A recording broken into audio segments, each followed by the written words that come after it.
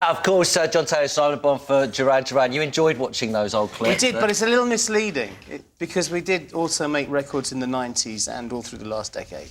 True. But let's go back to the...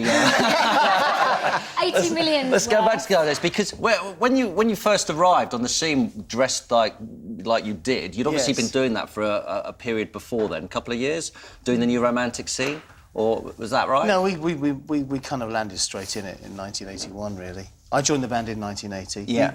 Nick and John have been going since 78, wasn't it? Yeah, he joined the band. We said, step this way. We put him in the frilly shirt, and lo and behold... So that was your first experience of the frilly shirt? You didn't turn up in a frilly shirt? I didn't turn up in a frilly shirt, Did you get grief at all for dressing like that back then? Because it was such a new phenomenon. Well, like, from my dad? Well, from your dad and from... I remember going to Spain once years ago and I had long hair and 2 earrings and they made me take my earrings out to go through. I used to get more grief in the late 70s dressing like a punk.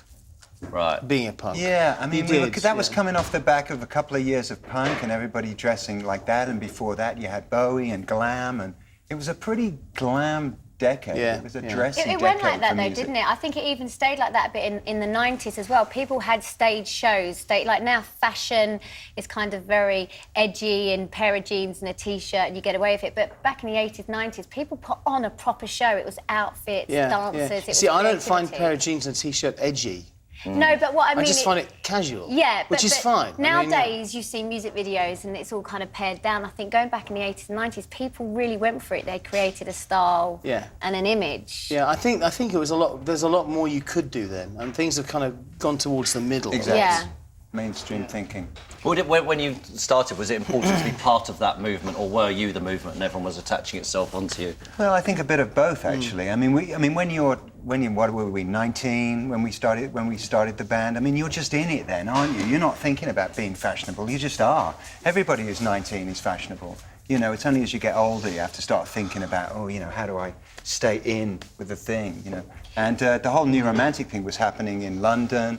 You know, there were pockets of people around the country that were thinking the same sorts of things into the same music. You guys made it big in the States, and we were just talking before the show, we were saying that nowadays not very many bands go to America and break it like you guys did, you know, you two. Why is that, do you think? I know, I'll tell you exactly why. Yeah. Because so many of the new artists here sound like American acts. And if they go to America, the American ears just think we do it better.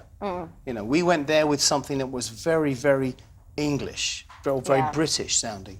You know, they called us the second British invasion. If you go there singing R&B or that sort of stuff, they've got the best of those artists there.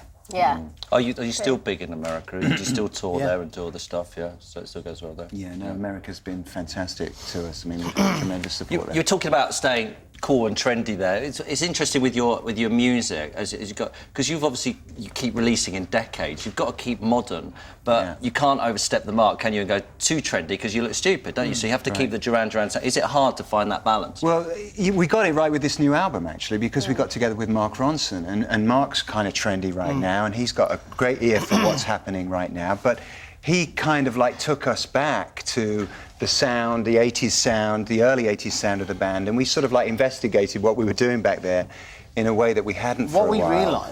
What we realised was that we were a lot more experimental on our first 2 albums than we had become later. We'd become more orthodox, more rock, really. And he wanted to get that kind of adventure and real musical experiment back into the album. I've listened to the album. It does sound like one of your early albums. So he has recreated an early album, which is a... Yeah, but I think it sounds modern too, actually. I think it's got a modern vibe to it. Yeah. So it's a really clever collaboration because, like you said, Mark has been out there and he's doing what's current at the moment. But he actually, when he was on the show, he did say that when you guys agreed to actually let him come and do the album, he was so excited because he'd grown up with your music, so he knew, you know, that is what had inspired him to produce and write. So he was just like, it was like a dream job. Yeah, it's a mutual self-adoration society. We love him, he loves us. You know, but good though when it works. Yeah. Because it's, you know, it's... But is there not a bit where he tells you, maybe do it like that? What do you know about...